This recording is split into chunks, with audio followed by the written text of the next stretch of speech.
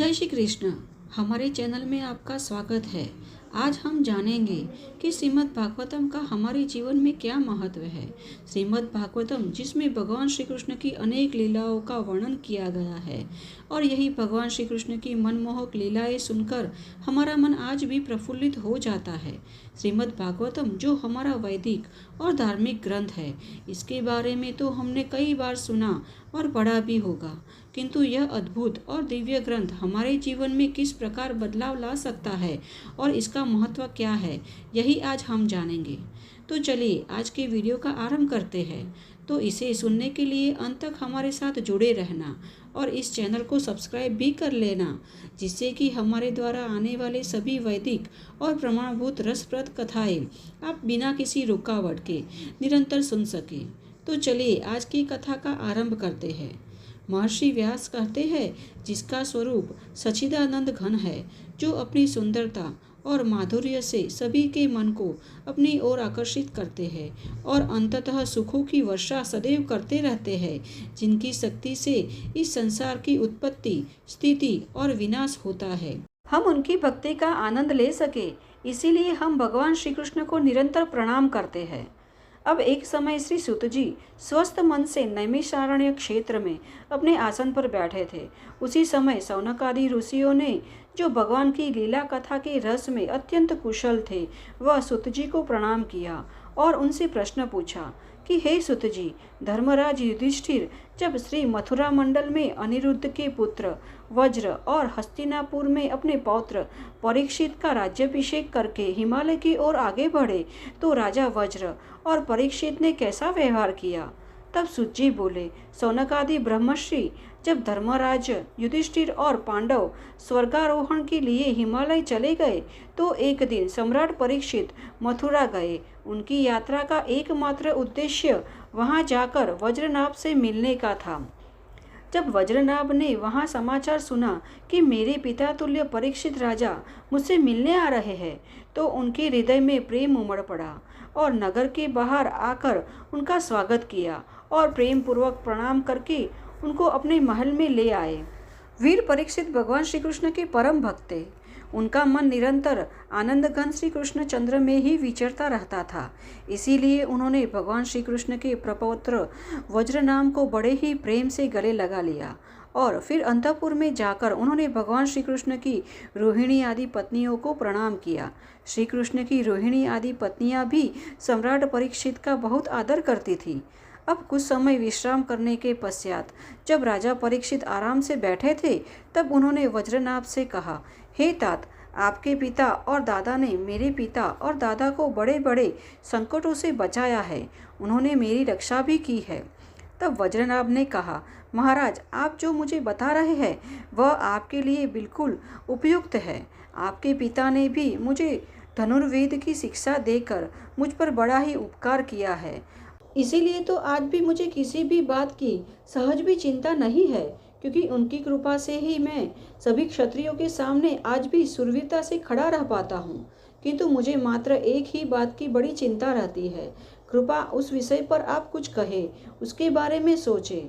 चिंता यह है कि यद्यपि मेरा इस मथुरा मंडल के सिंहासन पर अभिषेक किया गया है, फिर भी मैं यहाँ एक निर्जन वन में रहता हूँ। मुझे यह भी नहीं मालूम कि मथुरावासी कहाँ गए हैं, क्योंकि राज्य की खुशहाली तभी है जब प्रजा है।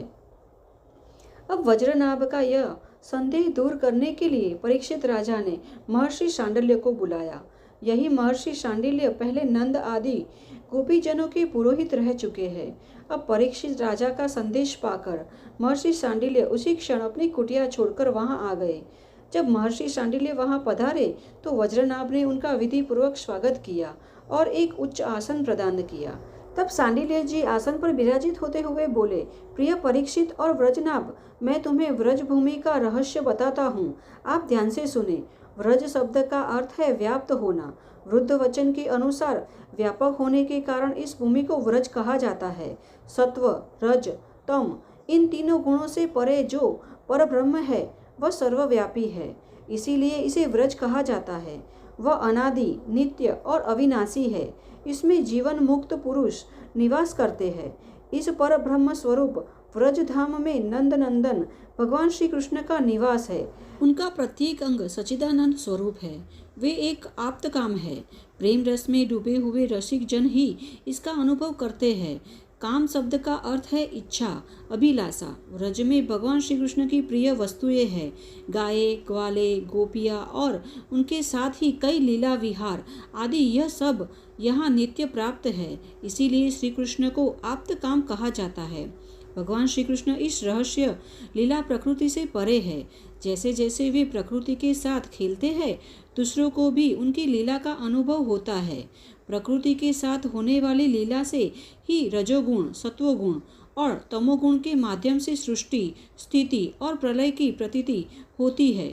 इस प्रकार यह निश्चित है कि भगवान की लीला दो प्रकार की है, एक वास्तविक और दूसरी व्यवहारिक। वास्तविक लीला स्वयं वेद है, अर्थात इसे केवल स्वयं भगवान और उनके समर्पित भक्त ही जानते हैं।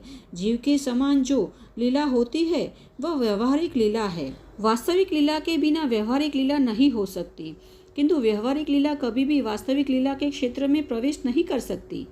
आप दोनों भगवान की जो लीला देखते हैं वह व्यवहारिक लीला है। यह धरती और स्वर्ग इसी लोक के अंतर्गत है। इसी पृथ्वी पर यह मथुरा मंडल है। यही वह व्रजभूमि है जिसमें भगवान की वास्तविक रहस्य लीला गुप्त रूप से घटित होती है।